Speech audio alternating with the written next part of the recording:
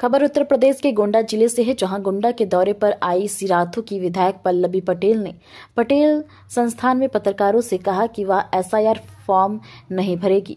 उनके पास भारत सरकार के तमाम वैलिड कागजात हैं, वह एसआईआर क्यों भरे। यह पूछने पर कार्यकर्ताओं से क्या कहना है तो विधायक ने कहा कि वह चाहे तो भरे और ना चाहे तो ना भरे। मैं नागरिक हूं, मेरे आधार कार्ड क्यों बना। मेरा विरोध है कि मेरे पास तमाम दस्तावेज हैं, तो क्यों एसआईआर क्यों। एसआईआर केंद्र सरकार का जुमला है, जो गांव के दूर दराज के लोगों का एसआईआर द्वारा उनके अधिकार को खत्म किया जा रहा है। जिनके पास दस्तावेज ना हो उसका एसआईआर कराया जाए। आपने अपना एसआईआर फॉर्म भर दिया? नहीं भरेंगे? नहीं भरूंगी। क्या चीज नहीं भरेंगी मैम? एसआईआर फॉर्म आप नहीं भरेंगे? नहीं भरूंगी। क्यों नहीं भरेंगे? क्यों भरना चाहिए मुझे? नागरिकता की मैं तो नागरिक हूँ ना, मेरे पास तमाम दस्तावेज है, तो एसआईआर मुझे क्यों भर रहा है? तो आप तो अपने मताधिकार से वंचित हो जाएंगी। वही मैंने बोला मैं कैसे वंचित हो जाऊंगी?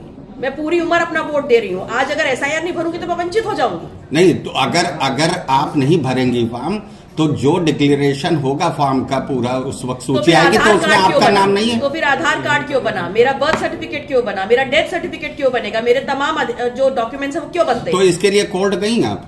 क्यों जाऊंगी अभी मैं कोर्ट? तो कोर्ट ने तो एसआईआर को कहा कि सही हो रहा है। कोर्ट ने कुछ भी कहा, मैं नहीं भरूंगी एसआईआर। अच्छा, आप ये कह रही है कि नाम काटा जा रहा है, उसके बाद आप खुद नहीं भर रही हैं, तो किस तरह का ये विरोध है? नहीं, मेरा विरोध सिर्फ इतना है कि मेरे पास तमाम वैलिड दस्तावेज हैं। तो अब आप अगर मेरा नाम काटते तो किस आधार पे काट रहे हैं? क्योंकि मैं तो लगातार वोट दे रही हूँ, मेरे तमाम दस्तावेज हैं, तो अब एसआईआर की जरूरत मुझे क्यों है? चुनाव आयोग तो आपसे 14 प्रपत्र मांग रहा है ना, दीजिए आपकी, आप यहाँ के कब रहने वाले हैं? तो देखिए, ऐसा है, मेरे पास वो तमाम प्रपत्र जो है वो मुझे गवर्नमेंट ऑफ इंडिया नहीं दिए। या तो government of India he declare करे, तो क्यों दूं बार-बार मैं? बात तो वही है, मैं क्यों दूं? कभी आप मुझसे आधार कार्ड बनवाए तो मैं आधार कार्ड की लाइन में खड़ी हो जाऊं, कभी आप मुझसे पासपोर्ट बनवाए तो पासपोर्ट की लाइन में खड़ी हो जाऊं, और उन तमाम को आप एक ही बार में नल एंड वाइट कर दें। ऐसा कैसे संभव है? मैम, सुधार प्रक्रिया को पहली बार नहीं, हर बार सुधार प्रक्रिया पे ऑब्जेक्शन नहीं है। सुधार प्रक्रिया पे ऑब्जेक्शन नहीं है, लेकिन जिनके पास दस्तावेज ना हो उनसे एसआईआर करवाइए। मेरे पास तमाम दस्तावेज है जो वैलिड है बाय गवर्नमेंट ऑफ इंडिया। अच्छा मैम, अखिलेश यादव तो भर दिए, आप मतदाताओं से क्या अपील करेंगे? मैं मतदाताओं से सिर्फ इतना अपील करूंगी, अगर आप एसआईआर को ठीक समझते हैं तो भरिए, अगर आप ठीक नहीं समझते हैं तो आप मत भरिए। मैं ये मानती हूँ कि मैं इस देश की लोकतांत्रिक व्यवस्था में वोटर हूँ, मेरे पास तमाम प्रपत्र हैं, मैं एसआईआर नहीं भरूंगी। अच्छा, आप नहीं भरेंगी और आपके कार्यकर्ता भरे? मेरे कार्यकर्ता भर भी सकते हैं, नहीं भी भर सकते हैं, ये उनका मानना है। एसआईआर चल रहा है, ऐसे में विपक्षी हमलावर है, कैसे देखते हैं एसआईआर को लेकर?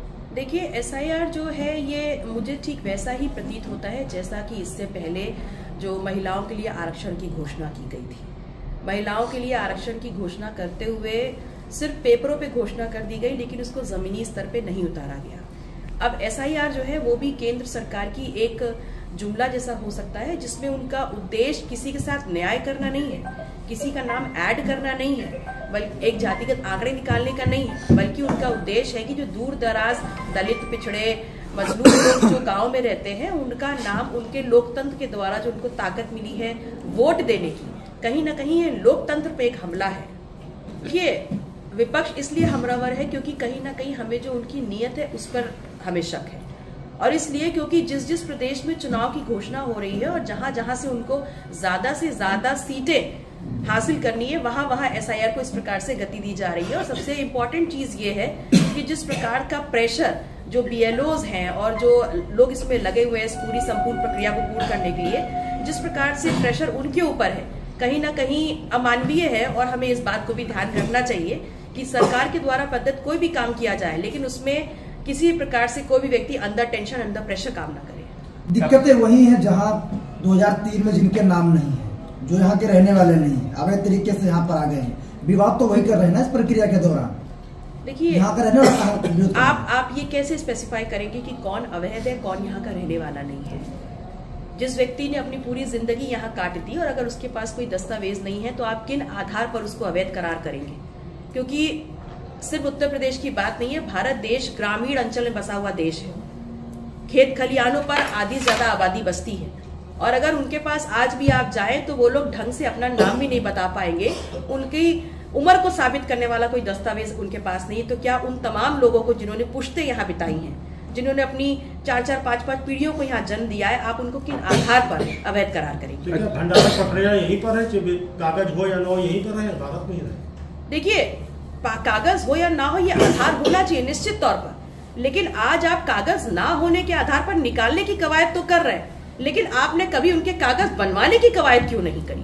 है कि वो लोग बीएलओ जो है उनके ऊपर दबाव है क्या ऐसे लोगों का नाम काटने? बिल्कुल दबाव है। अगर उनके ऊपर ये दबाव है कि पूरा कार्य जो आपको सौंपा गया पूरा नहीं होता तो आपकी तनख्वाह रोक दी जाएगी, तो एक व्यक्ति जो सरकारी कर्मचारी है वो 30 दिन काम किस लिए करता है?